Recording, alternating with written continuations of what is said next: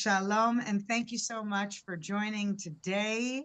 I am here with Brigadier General in the Reserves, Yossi Kuperwasser, who is the current head and general director of the Jerusalem Institute of Strategy and Security. And it is a tremendous honor to have the opportunity to bring somebody with so much wisdom and so much experience to speak on the level of, as you know, our global community is called the every Jew, the Jew of every walk of life who is seeking to deepen their understanding, increase their knowledge, and feel more equipped to face the many challenges that we're facing today in the Jewish world and in the world as a whole. So thank you so much for joining us, Brigadier General Yossi Kuperwasser. How should we refer to you tonight? Well, call me Yossi. Yossi, it's normal in Israel for people, even in very high positions like yours, to kind of have a camaraderie, we first name basis, right? Like we call our prime minister by his nickname. Is that normal? Is the Prime Minister Bibi, and we used to have a Defense Minister Bogi, and all kinds of nicknames. And everybody is friendly with everybody else and can have direct approach. That's Israelis. Is it a sign of just the, real grounded and down to earth style of Israelis that, and is it connected maybe to the military experience? Like you go by Yossi, you don't go by your title. Where does that nickname style in the military, by the way, I'm known as Cooper. That's my nickname. Yossi is just a shorter version of the name, but in the military, I'm known as Cooper, and many people know me as Cooper. And as a matter of fact, even from time to time when I appear on television, people approach me as Cooper.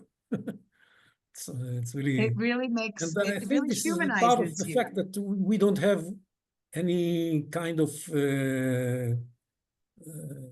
structures in society. All are equal in Israel. We all came here with nothing during the last 100 and something years.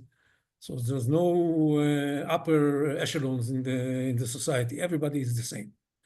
And those newcomers that come from time to time from different places around the globe, they get integrated, and within a short period of time, some decades, I would say, at most, they become part of the higher echelons of society, and they are totally integrated. And this is the nice thing. Well, we still have some tensions between the sects that came from different places, but it's I tell you frankly, my wife is from an Iraqi origin. Her parents came from Iraq, and I know the stories they tell about how they came and they left a fortune and a lot of wealth in Iraq and came here and they had nothing. And look, today the Iraqi Jews are all over the place, and they are doing extremely well. Very up in society. Within the most important positions you find Iraqi Jews, and same of course with everybody else. So it's a very equal society in the basis of it, and that allows us to call each other by our nicknames and feel totally comfortable about it. It's really a respectful and humanizing aspect, I think, of Israeli society, and really counters all those terrible, terrible lies that we are dealing with on an endless basis of Israel, apartheid state. We deal with, racisms and discriminations, and there's all of these terrible things, many of which are not only coming from the haters, the people who are distorting truth entirely, but also from within our own peoplehood, from within the Jewish people who are denying this multicultural diversity that is so rich here in Israel. Is that something that you encounter in you travel all over the world to speak? Is that some of the eye-opening wisdom that you seek to share, the reality of Israel, to counter those lies and those narratives? Every society has a certain level of self-criticism. And in Israel, soul searching is the most present value of Israelis. We are doing soul searching all the time, and we always want to be even better than what we are, and we are never satisfied. We always complain. And we complain about ourselves and we complain about the others in our society and claim that they are not doing what they should do. And we have a lot of tensions inside the society because of that.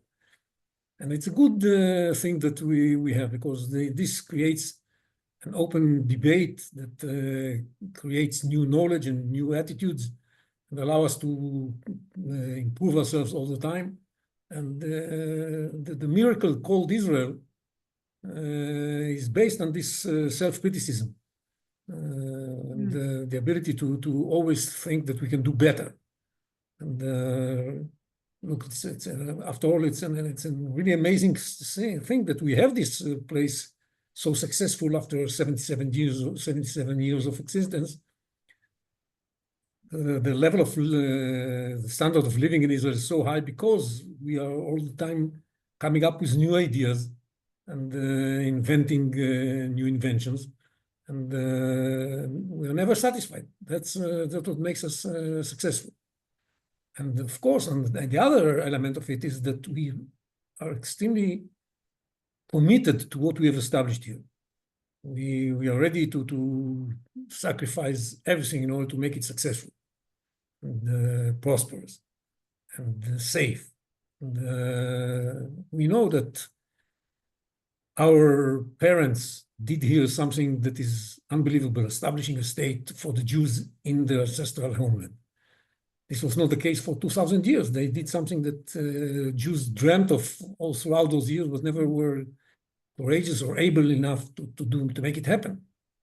And that's why we have to treat it with a lot of care and show the utmost readiness to invest in it and to sacrifice to make it survive. And that's what makes this miracle work. And every time you look at it, you're amazed. How is this thing going? It's what makes it so successful? And there was this the startup nation, and everybody's trying to understand what's going on here.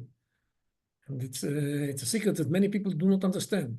And, I hope we shall continue to amaze the world with our ability to come from very difficult situations and overcome them. We did it throughout the life of the Jewish people. We did it again and again, and throughout the short life of the Jewish state, we also did it again and again. We did it on independence war of independence. We did it on many other occasions. I remember very difficult days in Israel, the 73 war, Yom Kippur, the Second Intifada, and of course, 7th of October was a very difficult day. And we managed to turn the tables around and put a lot of pressure on our enemies and show that we have this real urge to survive and to overcome the problems. We come up with all kinds of ideas, and we are ready to join the military and to fight. And the numbers that come on reserve duty are way beyond what's necessary most of the time. And we do it while we struggle with each other and have internal conflicts and never agree on anything. And so we're deeply divided, but nevertheless, we are committed, all of us are committed to protecting the state of Israel. And we do it in spite of the fact that parts of the society in Israel are either non-Zionist or sometimes even against Zionism. Zionism is such a powerful ideology, and that those who believe in it, especially those who practice it and live in Israel, are so capable that they make this dream come true every day again and again and again. You cannot say that we had it yesterday, so this means we are going to have it tomorrow. It's not the sun. It's not rising every day in the east. It's you have to work hard to make it rise every morning again.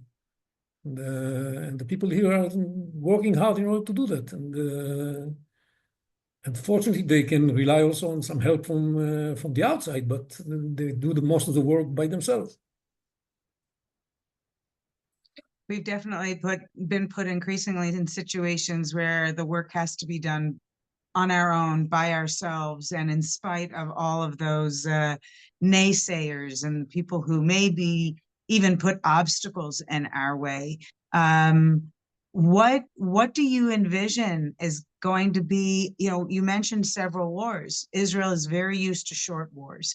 And if I look in the internet, it always talks about how this is Israel's forever war on the Palestinians, which is a complete distortion because, of course, this is the world's forever war on the people of Israel. And that's always the way I refer to it. But we're used to short wars, and this war is continuing on. So you've got the anti-war front as well, that's now being increasingly vocal. How do you see this playing out, since with recent missile fire increasing, we're still having many issues with with Hamas in spite of many months of fighting? How do we see this playing out? Well, first of all, we are not used to short wars. We had several short wars or several short armed conflicts with our neighbors, especially the 6 Days War. So you try to look at it as the exemplifying what we want to see in wars. Let's have a very short and decisive victory, and that's it. But the Second Intifada took 6 or 7 years, and the War of Independence took almost 2 years. So it's we are not always fighting short wars. And this war is being fought It's a already good for... reminder. It's a good reminder, Yossi, because people don't realize they're stuck on the 6-Day War, and they don't realize that these other wars lasted and that Israelis lived under this shadow of war so many different times. Yeah, of course. The war of attrition between 67, 68 and 70 was also something like 2 years or more. So it's the truth is that we are fighting an ongoing long war, an ongoing war that is made of extreme violence of quite a long period of time. And that's why I'm saying that it's a miracle. It's a miracle that's happening every day and again and again, because every day we are facing an attempt by our enemies to kill us and to get rid of the Jewish state here. That's the purpose of many of our neighbors, especially most of the Palestinians believe that this is their goal. And this is the raison d'etre of the Palestinians. That's what makes them Palestinians, that they fight, they struggle against Zionism in order to make sure that the Israeli experience is going to come to an end soon, or as soon as possible. And even though they have some disagreements among themselves about what kinds of struggle are best at certain periods of time, they are all committed to this struggle until the demise of Zionism. That's what they are looking for. And they are joined by the Iranian regime and by some other elements within the Muslim community and the Arab community around us. It's not easy to have Israel safe. We have a lot of enemies. And on top of that, we have a struggle about the legitimacy of the state of Israel that is happening worldwide. And that's being supported by those who are against Israel's policies and against Israel's existence in the Middle East. And they have some friends around the globe that they cooperate in delegitimizing Israel. And if you ask me what is the most dangerous threat for Israel, it's not only an Iran with nuclear weapons. This is a terrible threat, and we have to do everything in order to prevent it from happening. But also the erosion in the support for the legitimacy of Israel as the state of the Jewish people is also a major threat that Israel is facing in the long term. And we see the progress that the enemies of Israel are doing in making people believe that Israel doesn't have the legitimacy to exist as a Jewish state. In places where the next generation of leadership in the West is educated. And this is something that has to worry us very much. And they do it with the financial assistance of some Arab elements that are interested in seeing it prosper, this getting more power in the West. And we were able to establish the state because we had the support of the West for that. And this is, we still have steady support in some circles, but in some certain circles, the support is being eroded, and we have to worry about that. And until recently, we thought that this is not something we really should consider as an arena that is important to us. Anti-Semitism is gone. Nobody is going to come back to anti-Semitism. We shouldn't worry about that. But we see today that this was wrong, and we see it, especially since the beginning of the Second Intifada. We saw that growing more and more rapidly, and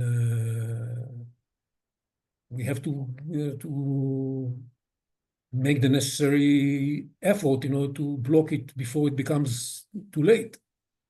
And we are starting to do things, and I think what this declaration day initiative that you're leading is one of the efforts, one of the important efforts to clarify to people that Israel is here because it has the right to be here, because it's there's a logic behind Israel being here as the state of the Jewish people.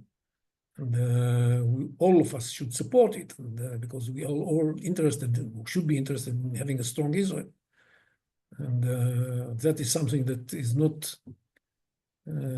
self-evident to many people, and we have to make it self-evident to all. That's the purpose of this initiative and many other initiatives that are trying to make it happen. And in order to make it happen, we have to face the enemies of Israel globally, and we have to strengthen the supporters of Israel globally, and we have to be relevant to the confrontation between the supporters and the bashers of Israel, and to supply the munition for this battle, which is information about Israel. The best way to get information about Israel is if anybody has the chance to visit Israel. That's the best way to get the Israeli experience firsthand. But for many of those who are not able to come or will come tomorrow, we should supply them the munition today about what is Israel all about, how Israel is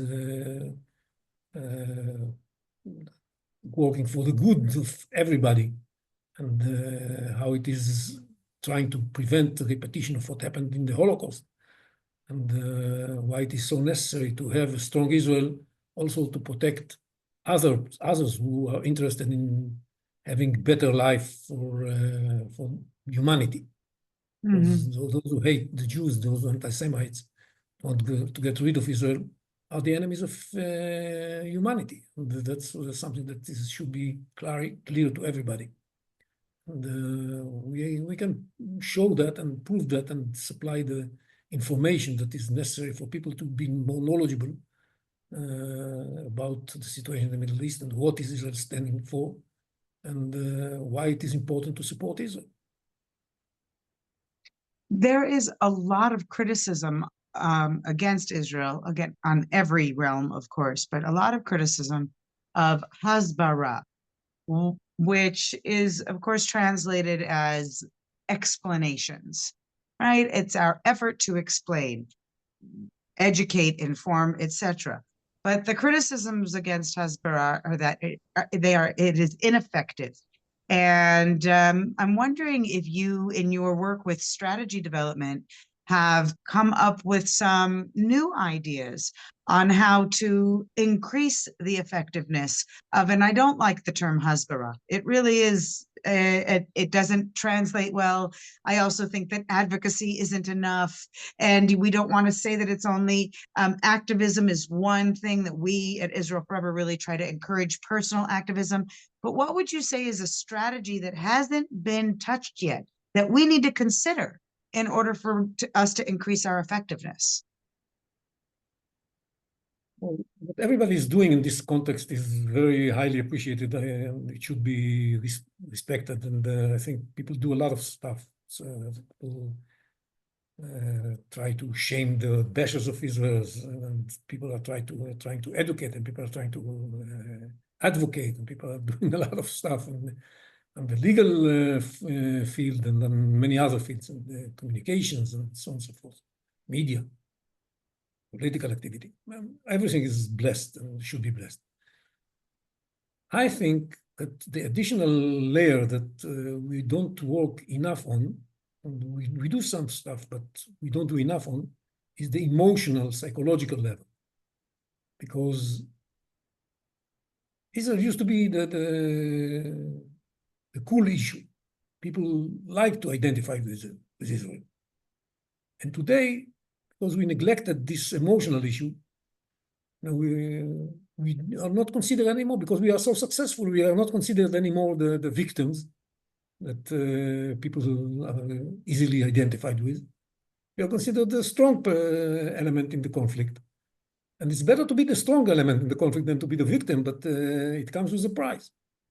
So we have to find a way to explain that even though we are less of a victim than we used to be in the past, we are still the right side in this conflict. And people should identify with us. And as I said, the emotional experience that people have when they come to Israel is something that it's very difficult to duplicate for people who are not here. And if we find a way to allow people to experience the Israeli experience without flying so many hours and spending some time in a dangerous zone, if we can find this way, I think this is going to be very effective. And we have excellent songwriters and excellent artists, and we should mobilize them to this effort, because it's, in the end of the day, it's something that you get to feel it. Just understanding it logically is not good enough. It's important, of course. You have to know the law, the details, and to be well educated. But on top of that, you have to get something that makes you move in your stomach, not only in your mind. And that's something that's, the Palestinians do it very easily, because they portray themselves as victims, and the numbers of casualties, and this child was killed here, and this child was killed there. We had the experience of portraying ourselves as victims until the Holocaust. We don't want to be victims anymore. It wasn't very nice. The idea of the state of Israel is to turn the Jews from victims to people who control their fate. And victims are those who do not. And we don't want to be victims, but still we want people to feel close to the experience we're feeling. And we're speaking today as the day when a Yemenite Houthi missile hit target, an open field near the Ben Gurion airport. 3 million people went to the shelters because of this missile. And they do not complain. We don't complain about it. We say, well, what we have to do is to take a few airplanes, and hit back. That's what we feel that we have to do. And but 3 million people went to the shelters. I was among them. And and I had the experience to be in the shelter together with. I was in a shop, so everybody, all the shoppers were gathered in this small protected area that they have in the shop. Wow. They were Arabs and newcomers and foreigners and an army colonel, and all of them were stuck in this shelter. And that's the life here in Israel. If you don't experience it, you cannot understand it, because I was last week in New York, and nobody expects the sirens to go on. In Israel, you all the time expect something like that to happen. It's a part of our life. And nevertheless, immediately after this was over, everybody went on their business, and some people went to work on their high-tech initiatives, and some people went to the field nearby to work in the field.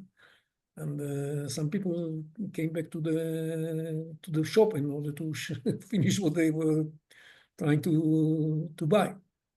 And this is the Israeli experience, and everybody was together. Everybody cared about each other, and regardless if they were Arabs or Jews or whatever. That's Israel. That is Israel indeed. I think that there is such a value to being able to feel the Israeli as human. I know that that sounds for many people to be like, well, it's an obvious, but actually at the end of the day, and I learned from, with Elie Wiesel would speak very intensely about how during the Holocaust, one of the reasons it was made so easy for whole societies to become enveloped by the hate was because the humanity of the Jew was decreased moment by moment, like every little increment, the Jew became less and less like me. And now we're seeing that happen with the Israeli. I think what you're emphasizing, Yossi, is the need for common people, even if they can't get here, to be able to replicate that the Israelis running for shelter, we have human rights as well. We have an emotional struggle, a country in trauma, soldiers who are traumatized going back to battle, and most of the world seems to turn a blind eye. They're completely indifferent to it. Do you see that there is light at the end of this tunnel? Do you think that we're going to be able to change the tides that are rising quite quickly everywhere around the world against us? I'm optimistic. In the end of the day, I'm optimistic. I believe in the strength of the Zionists to prevail in this battle. And we shall eventually come up with the necessary inventions to make people understand what's going on here and to side with Israel.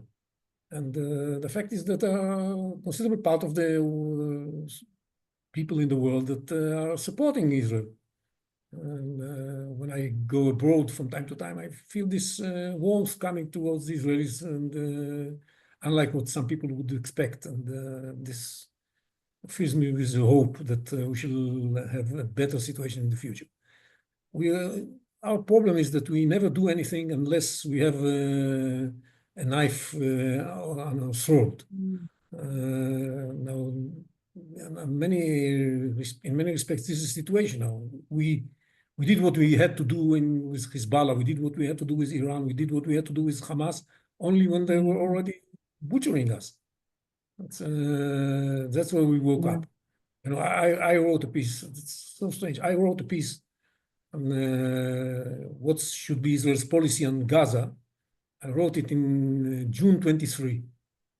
And I said we should adopt a different policy towards Gaza, and we should adopt a policy of disarming Gaza. And I said that in spite of the fact that we don't have legitimacy abroad, we don't have legitimacy at home, and in spite of the fact that it's going to be costly in the lives of soldiers and so on, we should do that, because otherwise the price we are going to pay is going to be much higher. And nobody wanted to listen to me. Nobody wanted to listen to me, and they all were under the impression that Hamas is deterred and focused on improving the living conditions in Gaza and all kinds of nonsense. I said to them, no, Hamas is committed to kill us. That's what they want to see happening, and that's what they're planning, and we have to take some action to prevent them from being able to do that. No, Cooper, don't you know that Hamas is deterred and we don't have to worry about them. But only after they carried out the 7th of October attack, all of a sudden everybody knew that, well, we have to do something about Hamas. And now we're doing what we should have done 2 years ago. Well, this is the conceptia that we in Israel, we hear, we know this concept, we know that it has existed for many, many years. But the issue of the conceptia that drove a lot of the apathy within the military and security institutions of Israel are now being recognized as playing a major role in the failures that allowed October 7th. How do we return faith? I want to clarify that this conceptia is relevant to other areas as well. Right. It was always more about the politics as opposed to the military. If I understood, maybe it's relevant to the military, but what I want to emphasize, outside of Israel, they don't really understand it. Maybe you could elucidate just a little bit. Yeah, because what I want to clarify is that this conception is very much relevant to the war on legitimacy, to the war against anti-Semitism. we really under the conception that well, it's not really dangerous. It's everything's going to be all right. The enemy is weak. Who's going to be anti-Semite now? Nobody wants to be anti-Semitic, and this is not true. This is not true. We should apply the same early warning thinking that we should have applied to the war against Hamas before Hamas attacked us, to what's happening in the field of anti-Semitism and the legitimization of Israel. It's a growing threat. And if we don't wake up early enough, then there's going to be a threat to the security of Jewish communities around the globe and a threat to the international support for the state of Israel. And we see that, for example, certain countries in Europe are taking all kinds of steps that are critically against the interest of the state of Israel and endanger Israel, like recognizing a Palestinian state and so on and so forth. And this is was not in the cards a couple of years ago. Now they are doing it. Spain and Norway and Ireland and France threatens to do that. And these are very negative developments because they make the Palestinians believe that they can keep on with their narrative of destroying Israel and still get what they want from the international community. This is a very big threat to the security of the state of Israel. We have to be aware of that and to take steps against it. We do, to some extent, more than we did in the past, but we still have a long way to go in improving and investing much more in this area. We invest peanuts in fighting anti-Semitism.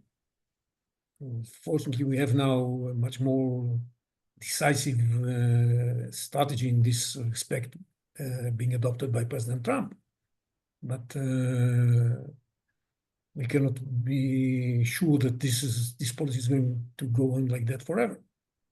And on the other side of the political map, we see an ongoing erosion on both sides, by the way.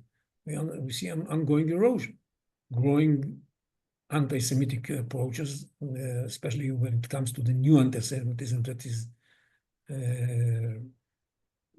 has the appearance of anti-Israelism, anti-Zionism.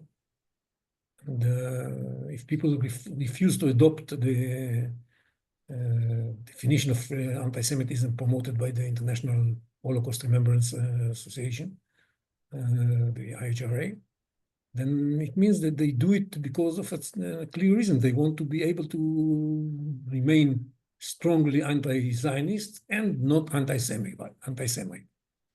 And this is something that we should clarify, that you cannot be strongly against the right of the Jewish people to have a state of their own in their ancestral homeland, and at the same time claim that you are not anti-Semitic.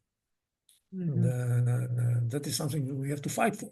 We have to invest more in making sure that more and more people will support this point of view. This is very important.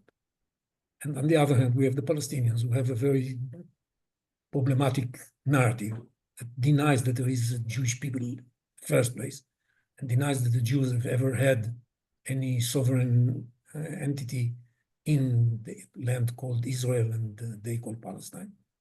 And that claims that Jews are terrible creatures, nobody wants to live with them. That's why the Europeans wanted to get rid of them and invented Zionism. It's a colonialist, imperialist invention. And that calls for an ongoing struggle against Israel in different ways in order to erase Israel from the map. And as you know, their education totally ignores, the textbooks totally ignore the existence of Israel, because they believe that eventually Israel is going to disappear. And they pretend to be the only victims of this conflict, and they will not allow Israelis to be victims too. And they pretend to be fighting not only for the Palestinians, but for the Islamic and Arab nations. And they refuse to accept in any way or form a Jewish state on any grain of soil of Israel, Palestine as they call it. That's what and they are trying to inculcate this narrative in the minds of their own society, so that the war will go on forever. And we saw what happens because of that when the Hamas people were conducting this terrible massacre on October 7th. They were so happy with what they're doing because they were totally brainwashed with this narrative, and they think that killing a Jew is a sublime act. And they try also to force this narrative on the international community. When you look at what UNESCO and others promote, they're ignoring the connection between Judaism and Jerusalem and things like that is crazy. But this is a reflection of the effort of the Palestinians and their supporters to commit the international community to their narrative. So we have to understand it. We have to fight against this narrative, and we have to make sure that this narrative is not accepted by anybody, because this narrative is built on a bunch of lies and intentional attempts to mispresent the situation in this contested and conflicted land. That's something that we have to be aware of and realize that we have to invest in fighting. And as I said, one of the additional ways that we have to fight is the emotional level, because at the end of the day, people adopt a certain attitude to a topic based on their feelings, not only on their deep understanding of the details of things. And we don't do that enough, in my mind. Unfortunately, the radical empathy for Palestinians has enabled Hamas to become the hero of humanity, making it completely excusable, all types of behavior, as long as the Jew is the victim. And even if there are other victims, as we know there are, because many of the victims of October 7th were not only Jews, they were also Muslims and Arabs and Christians and Hindu and from different countries. They were somehow connected to Israel. And just being by connected to Israel is a crime enough, big enough.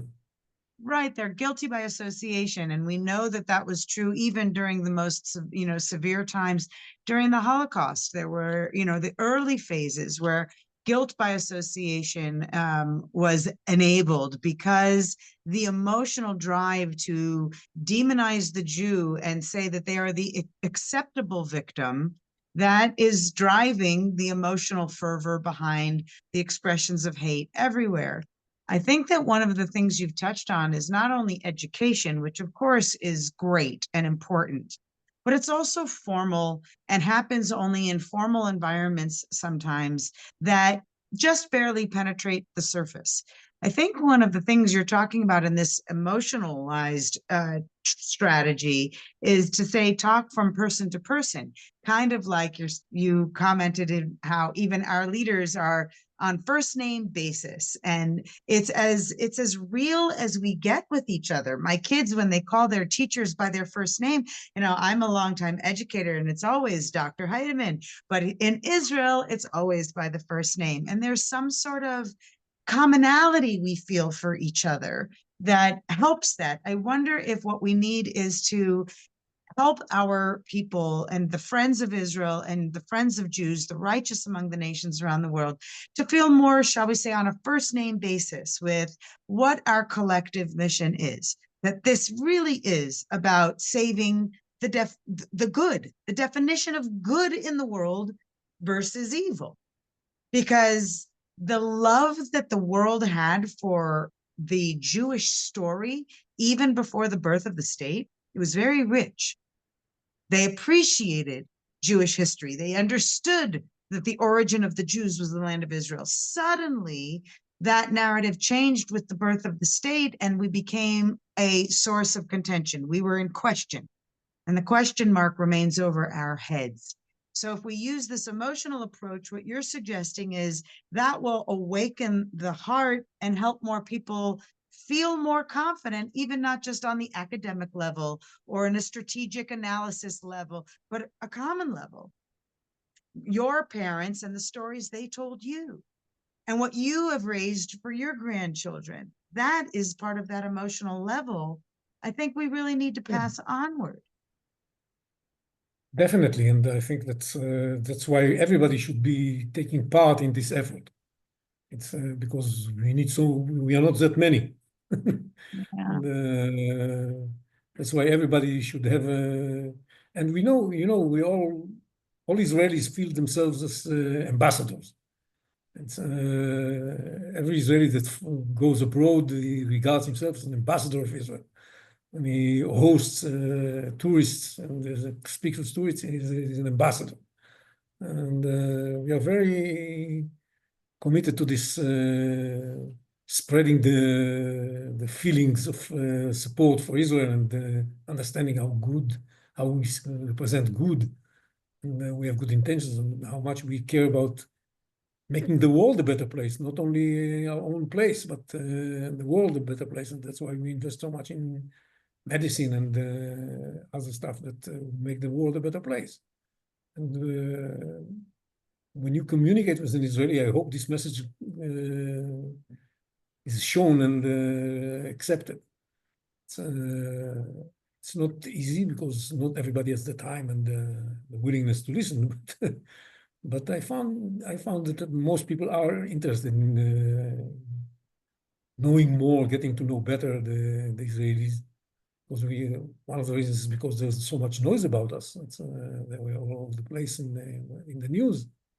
So there is an interest in learning, and we have to reach those who have not yet developed an opinion, and speak with them and make them realize that Israel is a force for the good, and this is a force for their own good, not only for because the anti-Semites are also enemies of the liberal world. That's most of them are representing all kinds of extreme ideologies, the religion, extreme versions of religion, extreme versions of Islam mainly. And I think that it's our mission to make sure that people understand who is the good side and who is the side that is dangerous. And, you would expect it to be self-evident because it's so obvious. But no, it's not. Our enemies are very good at making themselves look the good guys. And we have to use more of the resources that we have. One of the fundamental documents that outlines that good of Israel, the history on which we stand, the legitimacy that we represent, the ancestry and indigeneity that we have with the land, are represented in the text of the Declaration of Independence, which serves as, the fundamental expression of Israel's legitimacy and rights, also for the Jewish nation. This year, for our third annual year, we are proud to be bringing the Declaration Day Global Awareness Initiative to the world as an opportunity that people can utilize May 14th to make a proclamation, reaffirm the history, that they will be able to not only celebrate, but actually implement the values that are represented in this document. It's a small effort, and we're so honored to have you and the Jerusalem Institute for Strategy and Security to be a partner on this. What kind of difference do you think one person could make by marking May 14th as Declaration Day? Well, I really think that every person counts.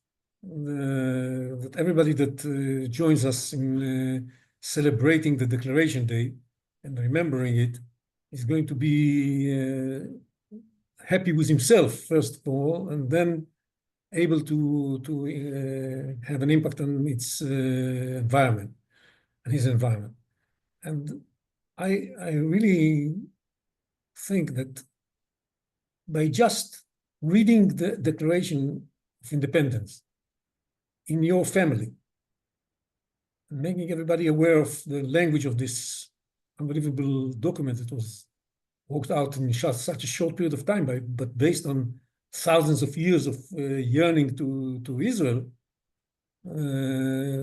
just reading this declaration is going to make you better understand and your dear ones better understand why Israel was established, why it is important for Israel to continue to do the good work it is doing for itself, for the Jews, and for humanity, and make people better understand the need to support Israel because of that. And I think by that day, Declaration Day, you contribute a lot to this direction. And I hope many people will join this initiative and do that, because first of all, we need a day on the calendar that is not a Jewish calendar, the Georgian calendar, so people will remember the establishment of the day of the State of Israel, and this is the Declaration Day. And we need people to, every holiday has a special ceremony in Judaism. And Declaration Day can be the day in which in Purim, we read Esther's Megillah. And Declaration Day, we should read the Megillat Ha'atzmaut, the Declaration of Independence. And I think this is a very nice initiative and a very important initiative, and we should try that. I know that I'm going to do that, and I know that I'm going to be feeling extremely good once I do that. Thank you so much for being a part of this and for your very powerful words. I think they help a lot of people to learn more deeply how to take the upper level of information. We're inundated with information all the time, and you really made it very personal, and you've made it accessible. I like the idea of encouraging people to use their emotional approach to talking with their friends and family, getting through some of the negativity that is charging us everywhere, and finding positive, proactive, I would say pro-Semitic, pro-Israel, and pro-humanity. Let us use every opportunity we can. We are really honored to have you and the organization as a part of this initiative. We look forward to bringing Declaration Day online and everywhere, in every community, in every family. And on Yom Ha'atzmaut, we celebrate, but on Declaration Day, we need to reaffirm. And we need to make sure that we are doing it this year and every year, and getting it on calendars and getting it in the awareness, because we all cannot wear the uniform and be a soldier or become a brigadier general and continue to guide with the wisdom, Yossi, that you bring. And we are thankful for people like yourself who travel all over the world to make sure you are spreading that information far and wide. So we're so grateful to you, and we can join and be a part of it and be a different kind of soldier for Israel, fighting for our rights, fighting for our future, and making sure that no matter how loud their voice is, we will continue to defeat their narrative of lies by protecting Israel's truth. So we look forward to having you guys listening on for all of our programming at Israel Forever and A Jew Today. We hope that you will make sure to sign up on the website, come and visit often, search and use our directory, see our many resources that I have been writing for well over a decade to see what you need to bring that emotional connection to life in a vibrant and encouraging and inspiring way. So again, Brigadier General Kuperwasser, Cooper, I'm never going to forget that. Now I feel like I'm in your in circle. I get to call you Cooper. It's really a pleasure every time I get to speak with you. I come away having learned so much, and I'm very, very grateful. So thank you so much for your leadership. Thank you, Elana, and a lot of success to this initiative. To you and Thank you so much. Look forward to seeing everybody again. Stay tuned. And of course, be active, be vocal on May 14th. Make Declaration Day matter, online and everywhere, and in every place that we can reach. This is how we will protect the integrity of our past and build towards our future. Thank you all so much for joining us today. Thank you.